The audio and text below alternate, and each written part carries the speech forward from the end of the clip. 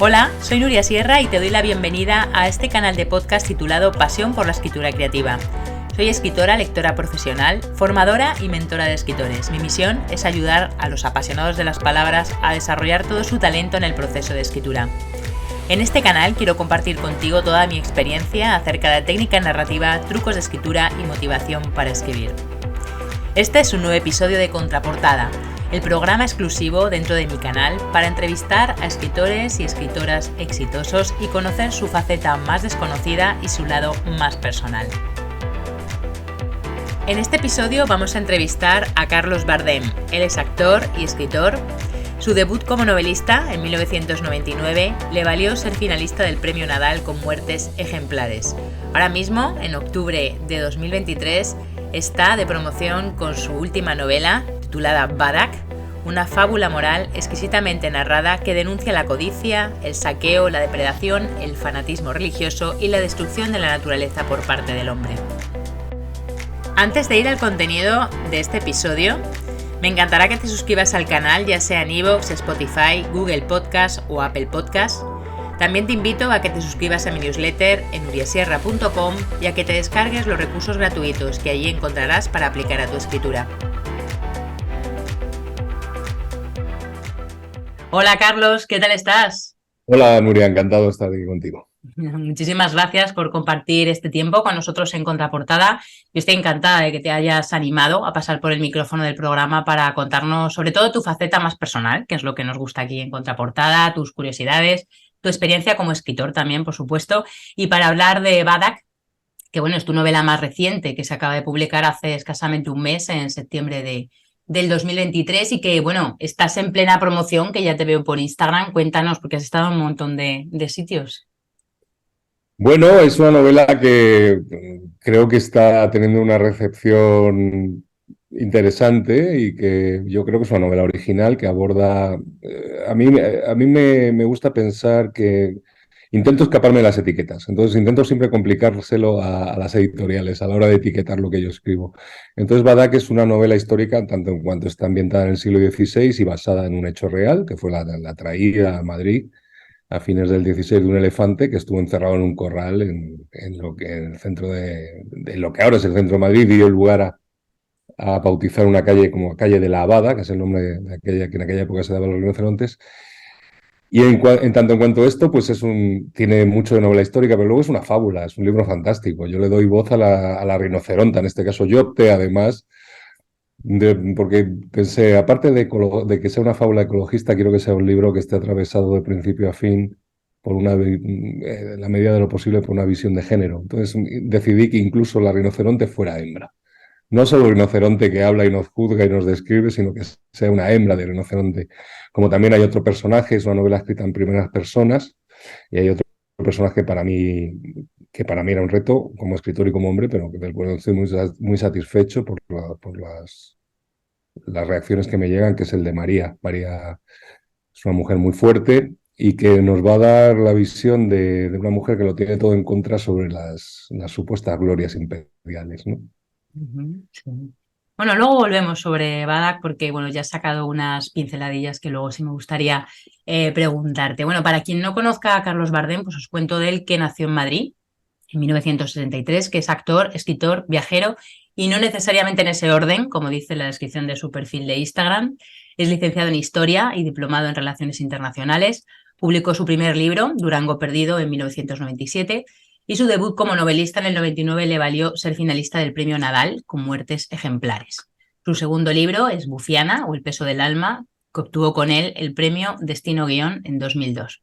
En 2005 publicó La Bardem, Memorias de Pilar, de su madre, y en 2009 Alacrán enamorado, que se llevó al cine en el 2013. Y ya viniendo a la actualidad, a la realidad más actual, con Mongo Blanco, publicada en Plaza y Janés en el 19, que va ya por la 9ª edición, si no me equivoco, ganó el premio Espartaco a Mejor Novela Histórica, y con su siguiente novela, El asesino inconformista, en el 2021, ganó el premio Dashiell Hammett de novela negra. Badak, como decíamos al principio, es su última novela, que como bueno, ya ha dicho Carlos, es una fábula moral exquisitamente narrada, de verdad, que denuncia la codicia, el saqueo, la depredación el fanatismo religioso, ¿no? Y sobre todo la destrucción de la naturaleza por parte del hombre.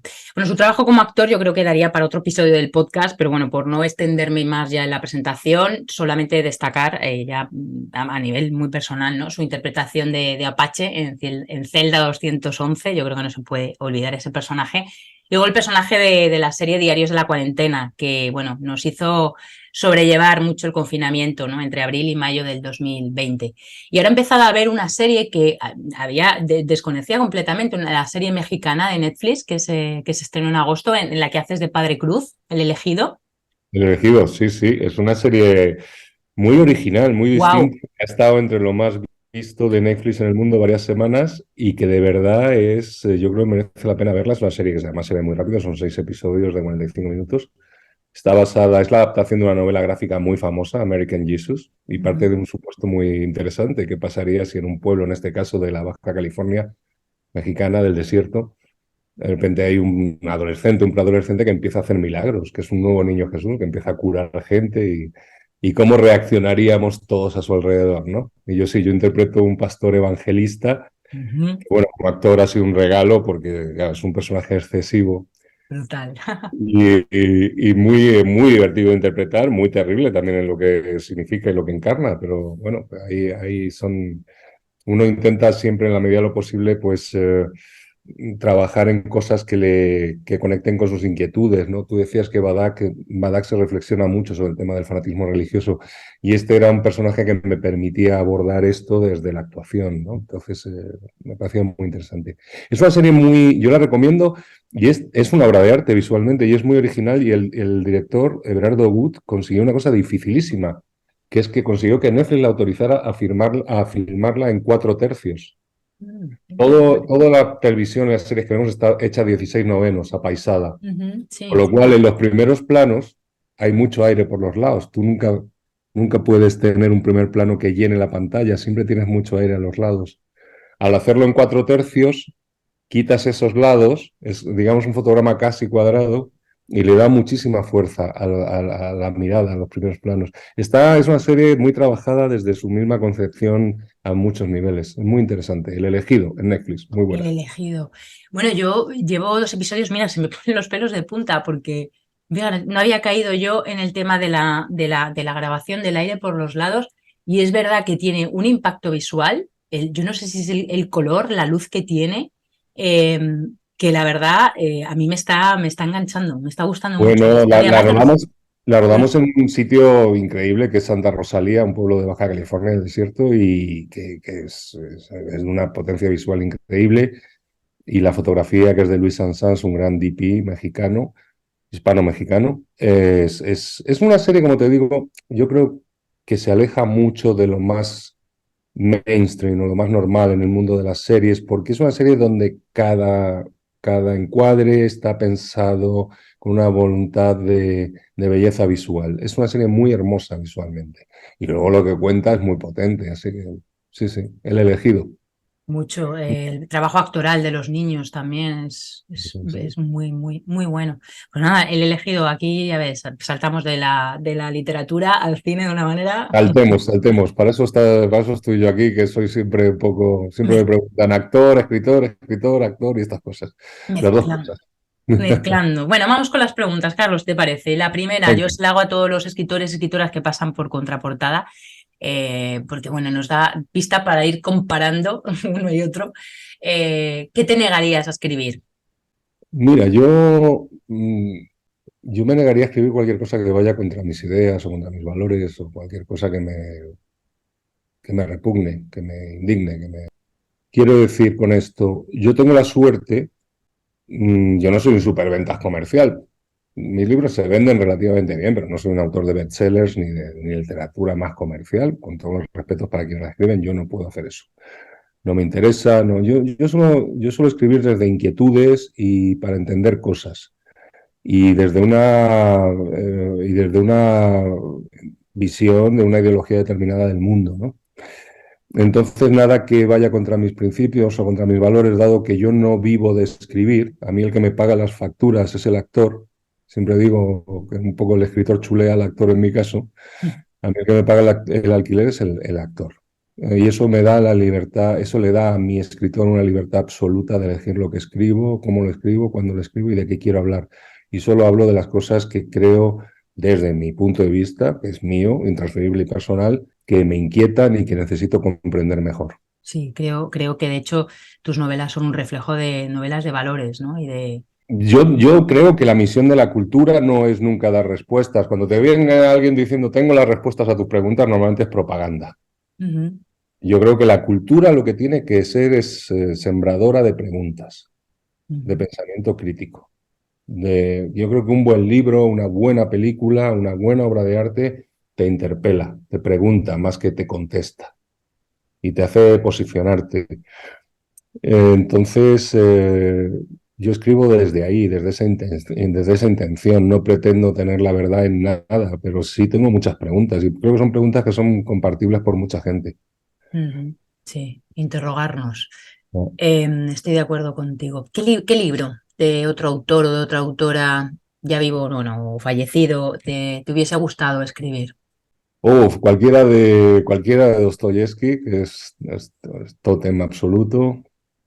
Más modernos hay un libro que a mí que está en la génesis sin tener mucho que ver en cuanto al tema, o sea, miento, tiene que ver en cuanto al tema que es el mal y el monstruo que lo ejerce y la banalidad del mal que ayuda al monstruo. Pero es un libro que me impresionó mucho, que es uno de un autor que se llama Jonathan Little, que se llama Las Benévolas, fue premio Goncourt.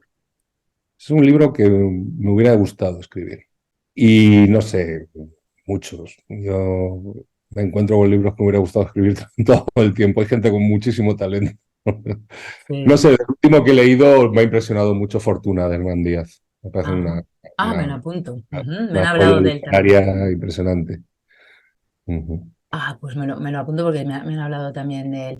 En la pila de libros de estos que tengo Claro, por leer. interminable. Pero bueno, tener una pila de libros a mano es una buena señal. Yo Sí, creo, sí. hace poco lo hablaba con alguien, digo, creo que en este mundo de pantallas y de actualidad que te atropella, uno de los actos de humanidad más profundo y uno de los actos de rebeldía más interesantes es leer, es aislarte de todo, decidir darte un tiempo para ti, para abrir un libro y dialogar con ese libro.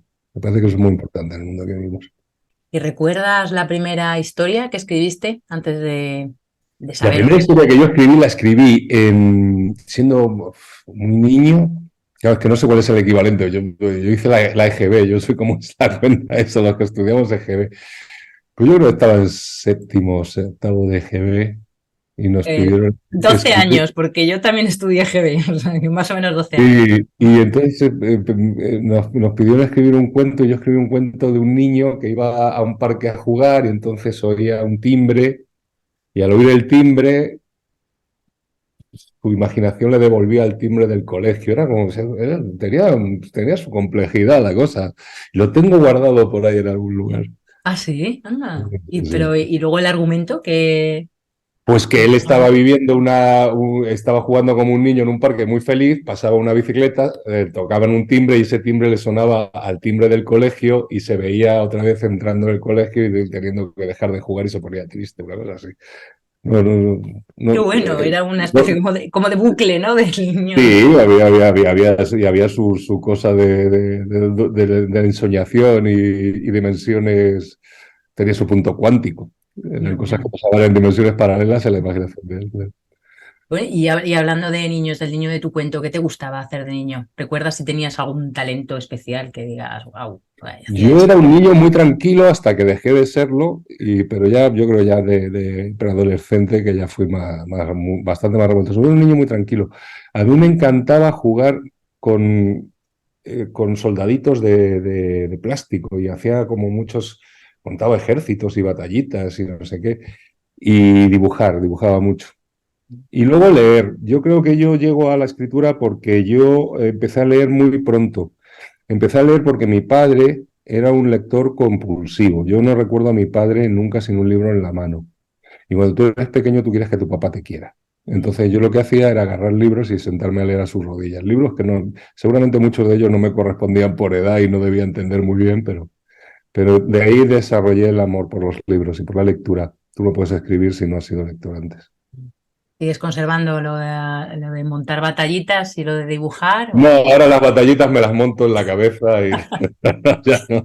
Y en los libros. No, no, no. Aparte he virado con los años hacia un pacifismo militante que ya no le veo la gracia a los soldaditos por ningún lado. Bien, y en tus ratos libres, bueno, supongo que la lectura sí que la conservas, ¿no? La lectura sí que sigue siendo un hobby, ¿no? Y sí, yo La siempre tengo pasión. dos o tres libros que voy leyendo al mismo tiempo y sí, no entiendo, no entiendo vivir sin leer. Me Ujú. parece, me parece renunciar a la lectura me parece algo tan pobre y tan es renunciar a la única máquina del tiempo que existe y con eficacia comprobada, ¿no? O sea, un libro es lo único que te puede hacer viajar en el tiempo y, en, y empatizar con... Yo siempre, siendo actor, yo siempre defiendo la superioridad del libro sobre las adaptaciones. Porque cuando adaptas una... Por eso no creo que hay grandes películas de grandes libros. Es muy difícil, es imposible adaptar un gran libro. Adaptar siempre es podar. Entonces, cuando lo audiovisual, que tiene sus virtudes, pero lo audiovisual es una comunicación unívoca. A ti te dan todo, te dan el decorado, el vestuario, los actores y las actrices. En cambio, cuando tú lees, tú eres el director de fotografía, eres la vestuarista, eres el que construyes los decorados con la información que te da el autor, por supuesto. Tú pones la cara y el físico de los personajes, así que es una comunicación que funciona en las dos direcciones y que implica una parte de creatividad activa por parte de quien lee. En ese aspecto me interesa siempre mucho más el libro, ¿no? Ujú. Sí, esa era una de las preguntas también que iba a hacer, que de la literatura y del cine, ¿con cuál de los dos te quedabas? Nada, yo no renuncio a ninguno de los dos, pero entiendo que son lenguajes completamente antagónicos, no ni siquiera similares, sino antagónicos. Vamos a ver, un buen guión de cine nunca es literario y una buena novela nunca es cinematográfica, No. o no por entero. Los guiones muy literarios no suelen ser buenos guiones de cine. Un guión de cine no tiene nada que ver con la literatura, es más, tiene mucho más que ver con una carta de navegación o, simplificándolo aún más, con las instrucciones para montar un mueble de IKEA. Un Ujú. mueble de IKEA muy complejo en el que intervienen muchas piezas y que pues, en el mejor de los casos dará un resultado conmovedor y maravilloso o muy divertido, pero no tiene calidad literaria. Los guiones de cine y además no deben tenerla. Deben ser buenos como lo que son, como guías de fabricación de una narrativa, de una historia. En ese sentido, yo creo que se apartan completamente de lo que supone la literatura o la experiencia de escribir o de leer un libro. Ujú. Pero no hay por qué renunciar a ningún, en tanto en cuanto no tienen nada que ver, pues por qué renunciar a cualquiera de las dos cosas, cada una te va a dar algo. ¿Coleccionas algo? Tuve una época de coleccionista de cosas diversas y variopintas, pero luego me he ido deshaciendo de esas colecciones. Intento coleccionar, atesorar más bien buenos momentos con la gente a la que quiero. Que como los quiero mucho, pues no son muchos, o sea, son pocas personas muy concretas. Ujú. Intento cada vez más coleccionar momentos con estas personas. Me había quedado pensando, sí, en lo de coleccionar momentos. También ha habido, me parece que fue alguna escritora, Vanessa Monfort, que también me comentaba eso, ¿no? Que ella atesoraba momentos y que le gustaba mucho coleccionar eso, con las amistades, ¿no? Con su pareja. Y qué importante, creo que cada vez es más importante eso, dejar y abandonar el tema de objetos que al final se van aquí y bueno, se van a Sí, quedar aquí. aquí se van a quedar. Y aparte van a ser un engorro para los que les toque recoger cuando tú te vayas, así. Para los que queden con la mudanza. Que quede con la mudanza. Qué momentos Es buenos. curioso, es muy curioso la... Nosotros hace 2 años que perdimos a mi madre. Mi madre era una mujer que lo guardaba todo, todo. Cosas que luego las veíamos y decíamos, pero ¿por qué guardaba esto? Bueno, para ella todo tenía un significado y... Pero es curioso a lo que te enfrentas cuando se va alguien muy importante en tu vida. Ese rastro material que deja detrás puede ser bastante cruel tener que lidiar con él. Ujú. Lo comentabas al hilo de esto que estás comentando, ¿no? De ese rastro material que dejamos, lo comentabas en un vídeo de Instagram de hace unos días, donde hablabas precisamente sobre los animales, ¿no? Mm. Que no tienen capacidad hablando de Badak, ¿no? Que no tienen capacidad de atesorar, o sea, es imposible que en su mundo... Bueno, vamos a ver, ese vídeo que ha tenido muchas reproducciones y que me sí. has puesto, bueno, hay mucha gente que lo ha compartido, Ujú, pero de repente he descubierto la cantidad de zoólogos y etólogos que hay en España, porque claro, yo es verdad que hago una simplificación, hago una generalización en el sentido de que yo utilizo esas imágenes de los animales, ujú, yo lo que he escrito es una fábula, ujú, una rinoceronte que piensa y habla y describe. Yo hablo desde la fábula. Y la fábula siempre tiene un fin, utilizar animales para retratar pecados humanos y defectos de los humanos. Entonces, de repente se me ha llenado todas las redes sociales de señores y señoras que saben mucho de zoología y que me señalan todas las excepciones a esa norma.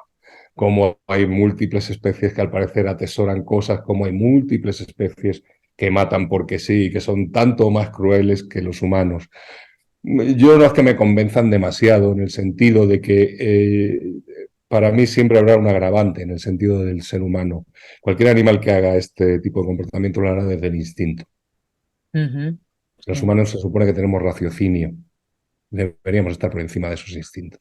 Y eso es lo que Badak critica, ujú, esa codicia que es propia del ser humano, esa violencia gratuita, desmesurada, ese matar. Sigo diciendo, me muevo en el terreno de la fábula. ujú, Ese concepto de matar por dioses, por seres imaginarios, por ideas, ¿no? Estamos viendo lo que pasa en Oriente Medio, en Gaza, que es terrible, ¿no? ujú. Entonces, bueno, comenté esto en este vídeo, insisto, desde la fábula. A mí no me interesa tanto describir científicamente los comportamientos de muchas especies animales, sino que hacer una crítica a comportamientos humanos que creo que son criticables y que son muy nuestros. Y que si otros animales lo hacen, ellos tendrán siempre la disculpa de hacerlo desde el instinto. Nosotros se supone que estamos dotados de razón y esa razón nos debería elevar sobre esos instintos. Así que Ujú. la codicia desmesurada y la muerte desmesurada que provoca al ser humano, a sus semejantes o al planeta u otras especies, es absolutamente criticable y rechazable. No se puede disculpar nunca. Bueno, vámonos a la escritura, pura y dura. Me interesa mucho el proceso creativo, ¿no? Cómo cada uno de los escritoras y de los escritores y de las escritoras abordan la manera de enfrentarse al proceso, ¿no? De sentarse delante del cuaderno en blanco, o de sentarse delante del Word en blanco, a ese acto de crear, ¿no? Y me he dado cuenta que escribimos al final como somos, ¿no? Que es algo como eh, desde dónde escribo es al final como desde dónde soy. Entonces, bueno, cuéntanos tu proceso creativo a la hora de escribir una novela, cómo surge la idea, cómo surgió, por ejemplo, la de Badak, o bueno, o el de Mongo Blanco, por ejemplo, que también me interesa mucho ese libro, porque me gusta mucho Pues, la novela histórica, sí. pues tú conoces varias novelas mías y estábamos hablando fuera de esto que si no te dicen que las he escrito yo, parecerían novelas escritas por personas distintas. Por ejemplo, Mongo Blanco no tiene nada que ver con Asesino Inconformista, Asesino Inconformista no tiene nada que ver con Badak. Badak vuelve a hacer eco en cuanto tiene parte de novela histórica con Mongo Blanco. La anterior a Mongo Blanco es A la que he enamorado, que es una novela muy actual. Yo normalmente, mi método para escribir es la falta absoluta de método. ¿A qué me refiero? Todos los libros son un proceso distinto. Estaba hablando que mis últimas cuatro novelas, si no te pones, si no ves el nombre del autor, te parecería que has escrito cuatro personas distintas. Y eso a mí me gusta. Ujú, En el fondo las cuatro hablan de lo mismo. A mí me inquieta el mal. Me inquieta la gente que vive haciendo el mal, ya sea a sí mismo, ya sea a los demás, ya sea, como en el caso de Badak, el mal al planeta, el mal a sus semejantes, pero también al resto de los seres vivos que habitan este planeta. Cada libro es distinto para mí, cada libro parte de una cosa, pero si hacemos dos grandes grupos, cuando es una novela más actual que no necesite un proceso de documentación exhaustivo, pues escribo a partir de esta inquietud, se me van presentando ideas. Normalmente es curioso, suelo tener bastante claro los finales y entonces todo el proceso es llegar a ese final.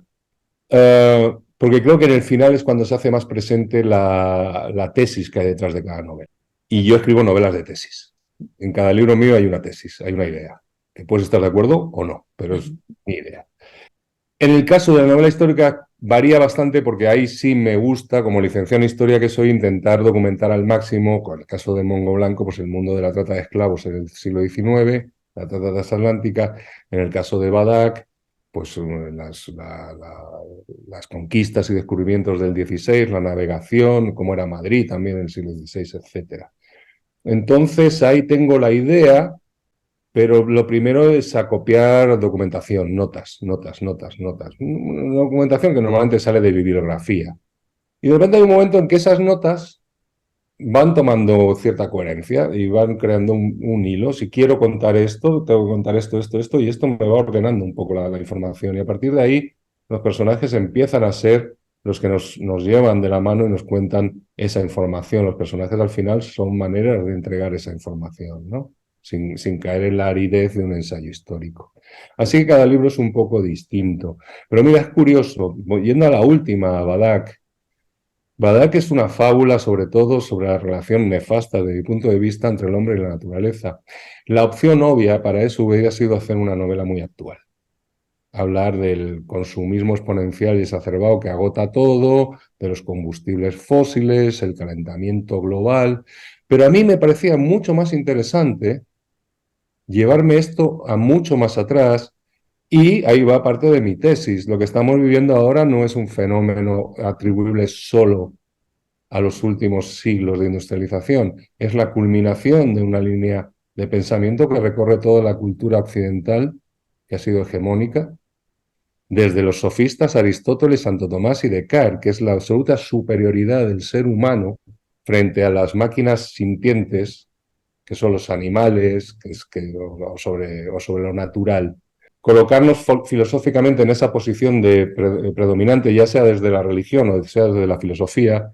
Yo evidentemente no creo que Dios nos creó a su imagen y semejanza. Creo que nosotros creamos a Dios a nuestra imagen y semejanza. Por lo tanto, eso es un acto, si lo piensas, de una gran soberbia. Es decir, si hay un ser todopoderoso y omnipotente en el universo, es como yo. Y eso ya nos coloca en una situación de arrogancia absoluta respecto a lo natural. Entonces, quería llevarme esta relación hacia atrás para demostrar que lo que vivimos ahora, esta situación de precolapso o ya colapso casi irreversible de lo medioambiental y de extinciones masivas por culpa de la acción del hombre, viene de muy atrás. Esto es la culminación de un proceso de siglos que se ha acelerado mucho a partir de la industrialización. Y entonces ahí, hablando de este proceso de escritura, ahí surge esta idea. Luego uno tiene pues sus cosas ahí en el trastero, que siempre eran, a mí desde muy chiquito, en cuanto conocí la historia de la calle de la Abada, me pareció fascinante la idea de que hubiera un rinoceronte indonesio encerrado en un corral en las eras del convento de San Martín, lo que luego sería, lo que hoy en día sería Callao y la calle Postigo de San Martín, y lo que le pasó a ese rinoceronte, que es una historia pues que tiene unos... El otro día Elvira Lindo, presentando en la Mistral esta novela, dijo una cosa que es verdad, o sea, espejea muy bien con el Frankenstein de Mary Shelley, ¿no? En el sentido de que es este ser inocente que vira en monstruo al ser perseguido por la turba, ¿no? Entonces, digo, si mi tesis es que esto es la culminación de un proceso que se inició hace muchos siglos, vámonos hace muchos siglos. Y esta historia de la Abada me parece perfecta. El registro histórico que hay de la peripecia de este animal en el Madrid de 1583 es muy corto. Se refiere a su llegada, que lo trajeron, hay dos versiones, tal, y lo que pasó, que no vamos a hacer spoiler. Así que me daba además el lugar a la fabulación, a la invención absoluta de todo lo previo, ¿no? De cómo era la vida de este animal, que está tranquilamente en su jungla, cómo ve llegar un galeón, cómo ve bajarse a los monos sin pelo, que es como llaman los humanos, cómo la capturan, cómo la transportan, todo lo que pasa en ese viaje. Entonces, bueno, me daba un lugar para ficcionar muy interesante, muy rico como escritor. Eso determinó mucho la escritura de este libro, cómo era el proceso de escritura. Tenía que llegar de una manera coherente a dos cosas. Uno, el hecho histórico del rinoceronte en Madrid y lo que pasó con él. Eso determinaba el final de la novela. Y dos, la tesis de la novela. Este destrozo que hacemos con el mundo no es de ahora. Esto viene de muy antiguo.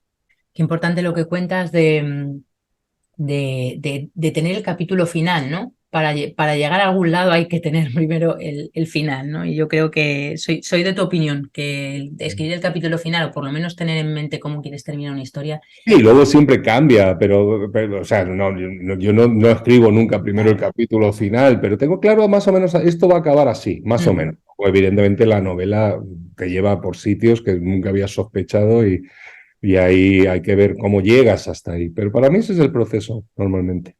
sí, luego los personajes, ¿no? Van mutando, van cambiando y van haciendo vida propia.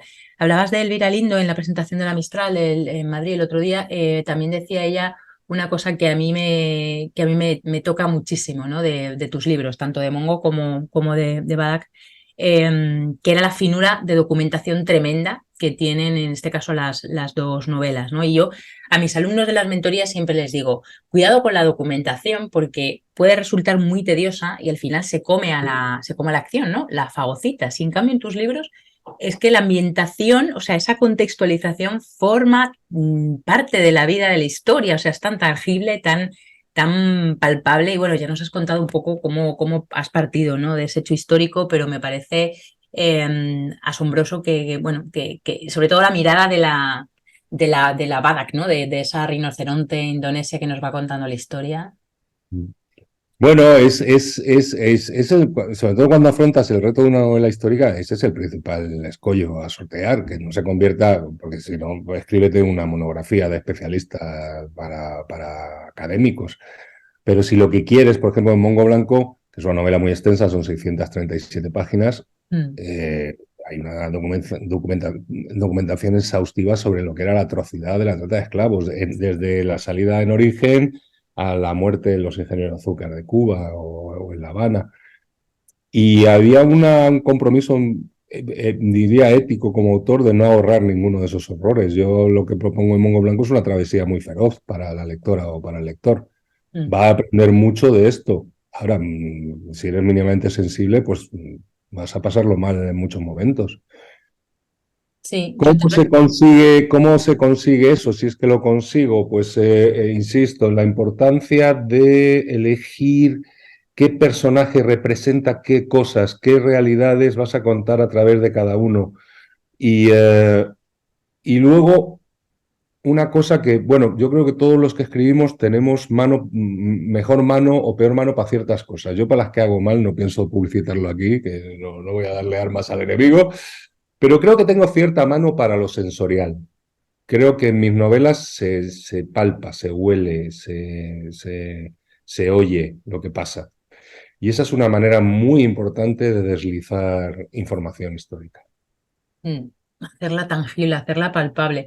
A mí es una de las cosas que me resultan más difíciles, sobre todo cuando nos estamos metiendo en terrenos, pues eso, en 1583 o en toda la historia de ese negrero, ¿no? Del esclavismo que cuenta Mongo. Bueno, yo ya te he confesado fuera de micro que fui lectora profesional de dos de tus manuscritos, ¿no? Que hice el informe de lectura de Mongo Blanco y que leí las primeras 143 páginas del asesino. Y los dos textos me impactaron mucho el narrador, la voz del narrador y la solidez de los personajes. Y sobre todo decíamos antes, fuera del micro, las novelas tan distintas, ¿no? Ambientadas en dos momentos históricos tan diferentes y sin embargo yo creo que tienen un punto en común, que al mismo tiempo tienen un punto en común también con Badak, ¿no? Que es la denuncia social, las injusticias, ¿no? Sobre las injusticias, la corrupción, la inmoralidad. De nuevo en Badak lo mismo, pasa esto, ¿no? Esa mirada alucinada de la rinoceronte. Y esos personajes como el castellano Don Fernando Marías, ¿no? Has hablado también de María, Don Fernando Encinas, perdón, y has hablado de María, de los isleños, ¿no? Eh, Todos ellos nos van dando como puntos de vista totalmente diferentes del mismo hecho. ¿Crees que la ficción es una de las formas más contundentes para dar visibilidad a lo que podemos llamar miserias humanas, ¿no? Creo que lo has dejado ya deslizar antes, ¿no? Mira, cuando estaba de promoción y entrevistas con el señor inconformista, di forma a una frase que me sorprendió a mí mismo porque digo, es verdad, es que es así, que es cuando cuando te cuentan la realidad como ficción, que es lo que pasa con todos nuestros medios de comunicación, cuando te cuentan la realidad como ficcionada, cualquier telediario que vemos, cualquier tertulia que vemos en un programa de televisión, está ficcionado. Entonces, cuando te cuentan la realidad como ficción, la obligación de la ficción es contar la realidad. Y creo que la ficción tiene esa obligación. Y aquí eso ya cada uno, o sea, a mí han conseguido desprestigiar muchas palabras, cambiarle el sentido a otras, como la palabra libertario, que ahora ser libertario es ser un neoliberal medio loco, la palabra libertad. Y han conseguido que sospechemos o desconfiemos de otras, como ideología. Todo tiene ideología.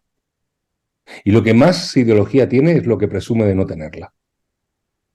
Lo que más ideología tiene es la novela más comercial, es el cine más comercial, es la televisión más comercial, las mesas camillas estas que vemos en las grandes cadenas. Lo que pasa es que te dicen que no es ideología para camuflar la realidad, que es la ideología más acorde al sistema dominante. Entonces, en cuando tú criticas el sistema dominante, te acusan de ideológico, de tener mucha ideología. Bueno, yo creo que las buenas novelas tienen ideología, por supuesto que tienen ideología. Deben tener ideología, deben tener una visión del mundo. Y enlaza con lo que decía antes, yo creo que la cultura tiene la obligación de generar preguntas. Y cuando tú generas preguntas, de alguna manera estás generando pensamiento crítico, crítico ante lo que hay, ante lo que está mal en el mundo, desde tu punto de vista, ¿no?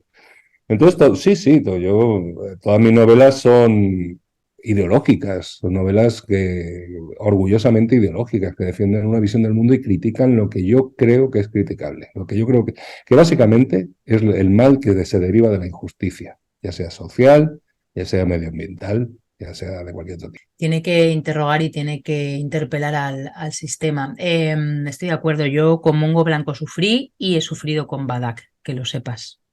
Bueno, pero también te ríes con Bada, que al principio te ríes mucho, ¿no? Luego Al la cosa... principio me reí mucho cuando llegan los castellanos Lo que pasa es que luego, pero ves, eso es lo que determina, eso es lo que pasa cuando tienes, hablando de la construcción del libro, o sea, Badak empieza como una sátira, o sea, una rinoceronta que habla de los monos sin pelo que somos los humanos, ya eso ya te coloca en el terreno de la sátira, de la fábula y de la sátira, ¿no? De la distancia irónica, ¿no? Lo y que que va pasa es que defecando además por toda la isla, va. claro, lo que pasa es que luego estás condicionado por lo que realmente pasó luego con ese animal. Y ahí no hay nada divertido en lo que pasó finalmente con el animal. Entonces la novela se va oscureciendo según el animal se va acercando a Madrid. Sí. Y se convierte en un drama, porque fue un drama lo que pasó. Se va haciendo muy negra. Pero la novela, Badak nace además, Badak, lo decía también hace poco, nace de dos cosas que a mí me parecen muy divertidas. Una es una película de dos influencias. Una es una película maravillosa que recomiendo a quien vea esto, si no la ha visto, que se llama La Armada Brancaleone. Es una película de Mario Monicelli, protagonizada por Vittorio Gassman, el gran Vittorio Gassman, que es una coña, pero feroz, de todo el rollo de los caballeros medievales y la Edad Media, pero divertidísima. Además hecha pues 15 o 20 años antes que las de Monty Python. Y luego el diálogo de perros de Cervantes, ¿no? Ese Cipión y esa Berganza, esos perros que repasan todos los dueños que han tenido y que, claro, cada dueño es una caricatura de un tipo de persona, ¿no? Entonces, eso está en el origen de Badak. Lo que pasa es que al elegir el final que elijo, pues la risa inicial yo creo que se va congelando en la cara y al final, pero creo que emociona, me parece que emociona. Emociona Entonces, muchísimo. Yo es verdad que me reí mucho con la interpretación que hace de la religión el isleño, ¿no? Pramagalán, el joven, y le va contando quién es Jesús, que nació de una paloma, ¿no? De un pájaro y cómo que un claro, pájaro. Magadán el joven, que es un señor muy viejo, eso ya te Sí. dice que estamos hablando de una sátira, ¿no? Claro. Está muy divertido ese principio y contextualiza mucho y luego cómo llegan los castellanos, ¿no? Don Fernando Encinas y demás.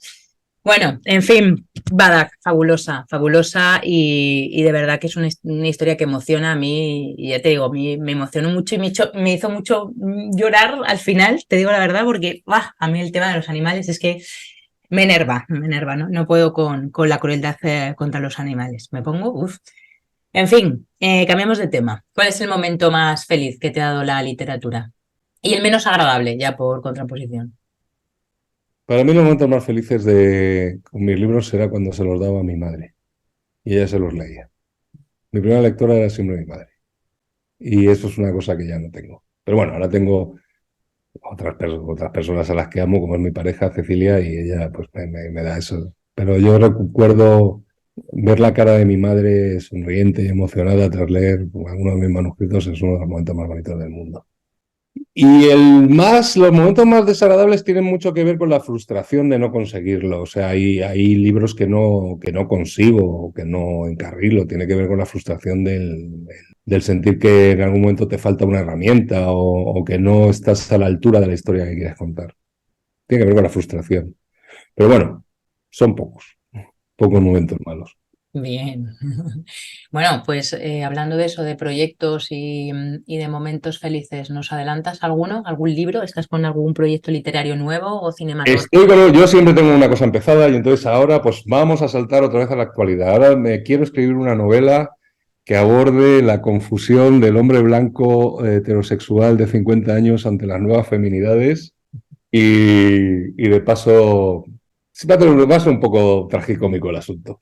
Sí, Y, y pero hablar también de sátira. la figura, sí, sátira, sí, sí, no, será divertido por momentos, será muy patético por otro, porque la idea esta del señoro que no entiende y que se niega a entender el mundo, que el mundo ha cambiado, es muy patética. Entonces, bueno, pues quiero bucear en esto como señor que soy, hombre, yo intento ser un hombre aliado y estar al tanto de, pero bueno, me habitan, habiendo sido educado por alguien como mi madre, me habitan muchos micromachismos que me siento en la obligación de combatir y que me brotan a cada momento y que hay que estar atentos contra ellos, ¿no? Entonces, esta idea del señor o que no entiende nada me parece que tiene una novela. Contraponerlo con dos mujeres muy distintas en edades y en eso es en lo que estoy trabajando un poco. Qué divertido. Ya me estoy imaginando el título, Señor. No, no se va a llamar señoro, pero por ahí va a ir la cosa, sí. Qué bueno. Me estaba imaginando cuando has dicho señor, no me he imaginado al personaje de, no sé por qué, me ha venido el personaje de Sin Noticias de GURB, ¿te acuerdas, no? Ah, De sí, Eduardo Mendoza, sí, de sí, ese extraterrestre metido en el cuerpo de Marta Sánchez, así como un poco que no entiende nada en la Tierra. bueno, Sí. él no entendía nada. Lo que pasa es que sí, sí, hay mucha gente que creo que se siente un poco alienígena en el mundo y que se niega a entender. No es tan difícil. Yo creo que no, los cambios que afortunadamente están sucediéndose a una velocidad pasmosa, además, no son tan difíciles de entender y son muy necesarios. Entonces, bueno, el que no entiende lo que está pasando, yo creo que también es muchas veces porque no quiere entender. Bueno, pues tendremos señor en librerías, bueno, o señor en sus pantallas.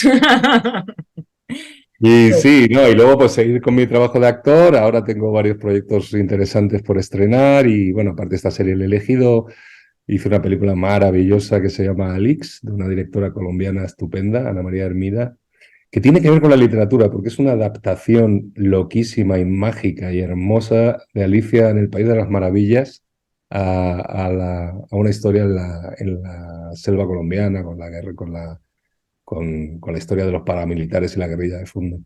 Y está conseguido, es un guión maravilloso, es una película que, bueno, yo creo que va a ser importante y, bueno, pues, seguir trabajando. Qué mezcla, qué mezcla, qué mezcla chula, me gusta, me gusta. Yo te seguiré viendo en el elegido. ¿Hay segunda temporada? No No. sabemos todavía, no sabemos Mm. todavía, y de haber segunda temporada, pues no sé si yo estaré en ella, porque no se sabe muy bien por dónde seguirá la trama, es una trama Ajá. muy compleja, Bueno, pero no, yo creo que es una serie que merece mucho la pena. sin spoiler, que solo llevo 2 capítulos. Voy a seguir, 2 episodios, voy a seguir. Bueno, Carlos, pues muchísimas gracias, de verdad, hemos llegado al final. Muchas gracias por tu tiempo. Ha sido un placer contar contigo en el micrófono de Contraportada y charlar este rato. Yo espero que hayas disfrutado. Y te- Muchísimo, me ha encantado, me ha encantado. Me alegro. Y te deseamos de verdad el mayor de los éxitos con Badak, con todo el recorrido de todas tus demás novelas y con los próximos proyectos, ya sean literarios o cinematográficos. De verdad, ponte un abrazo enorme. Muchas gracias, Nuria. Un beso muy grande.